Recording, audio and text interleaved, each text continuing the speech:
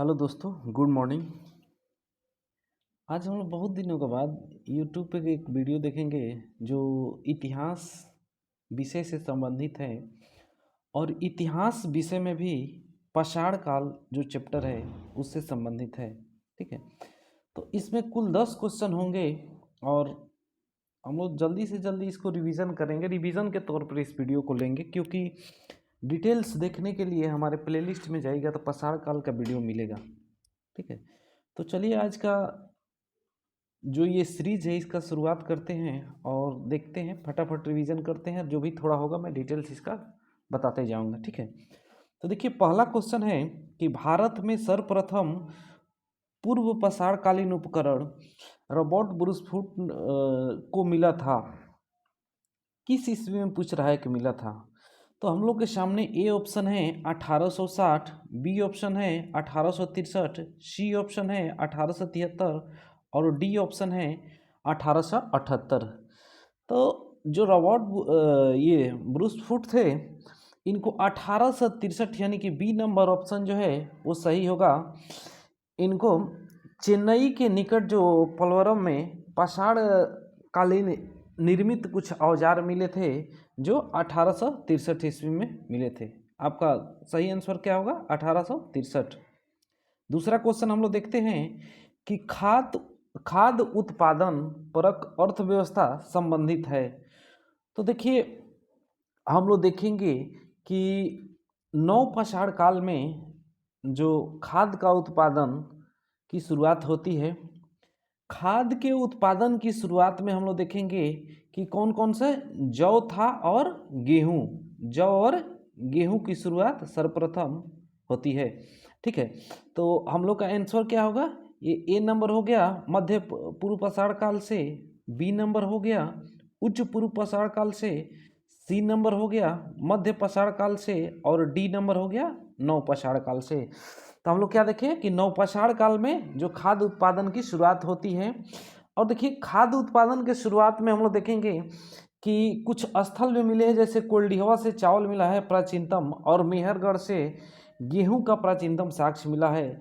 लेकिन एक और बात है कि जो नवीनतम खोज हुआ है उसमें धान का सबसे प्राचीन साक्ष्य लहुरा देव से मिला है। ठीक है, जो नवपाषाण काल का स्थान है। ठीक है, नेक्स्ट क्वेश्चन हम लोग देखते हैं 3 नंबर क्वेश्चन। तो 3 नंबर क्वेश्चन है कि परिष्कृत औजारों का युग माना जाता है।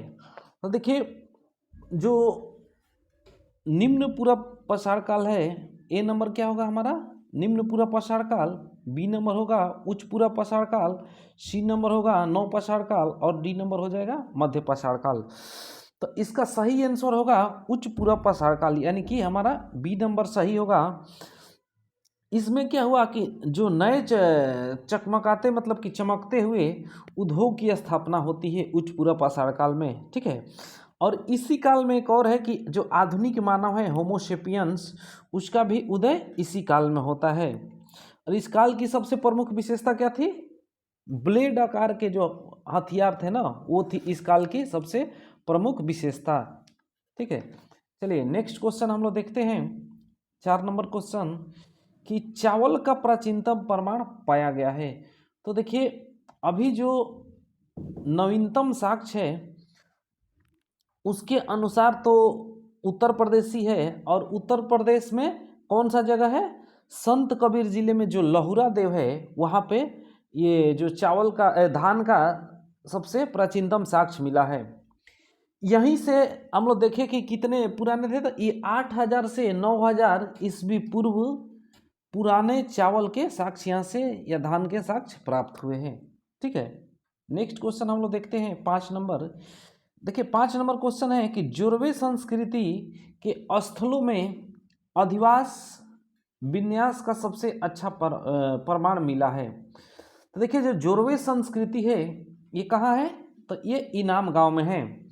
इनाम गांव में ये जोरवे संस्कृति का जो अधिवास विन्यास है सबसे अच्छा प्रमाण मिला है। और देखिए जोरवे संस्कृति चरण की सबसे अधिक व्यापक तस्वीर उभरती है इनाम गांव से ही। ठीक है, और एक और बात, इनाम गांव जो है ये ताम्र पसारकालीन एक बड़ी बस्ती थी। कौन? इनाम गांव। तो हम लोग का सही आंसर क्या होगा? इनाम गांव हो जाएगा।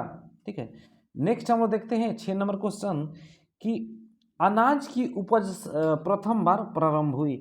देखिए हम लोग पीछे भी डिस्कस किए कि जो खाद्य पदार्थों का उत्पादन का शुरुआत का सिलसिला है वो नवपाषाण काल युग से मिलता है। और नवपाषाण काल युग में भी हम लोग देखेंगे सर्वप्रथम जौ और गेहूं का साक्ष्य सर्वप्रथम मिलता है।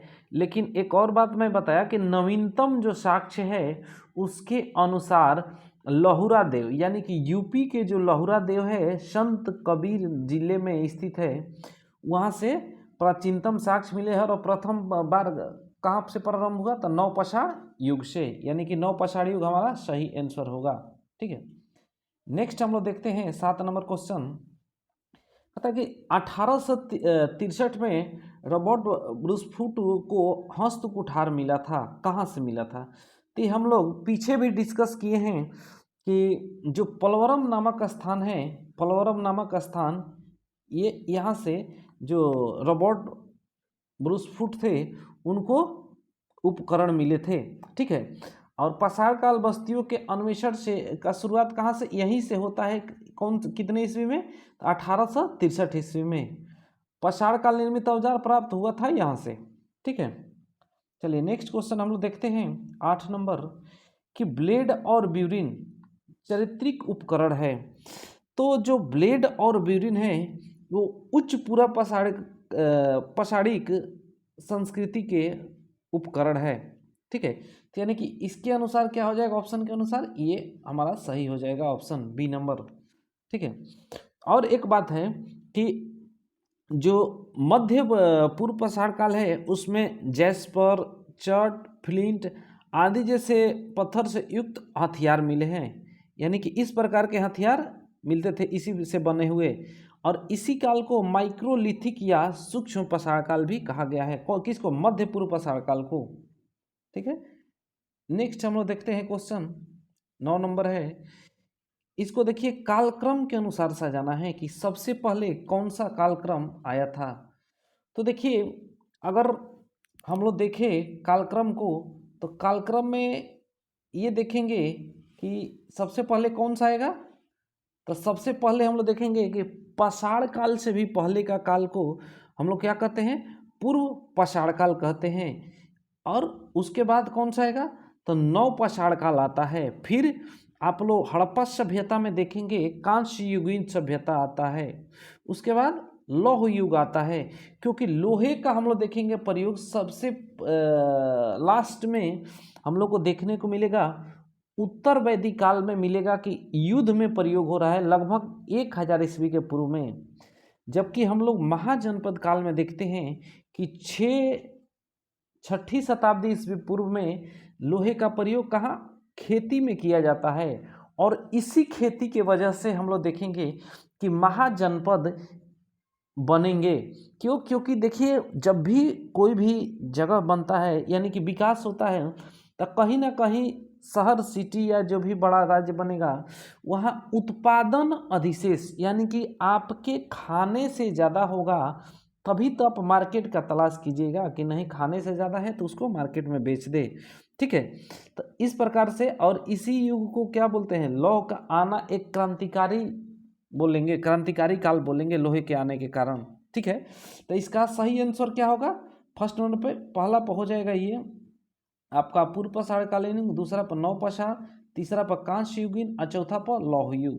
यानी कि 3 4 2 1, 3 4 2 1, यानी कि ये डी नंबर हम लोग का ऑप्शन सही होगा। ठीक है, नेक्स्ट हम लोग देखते हैं।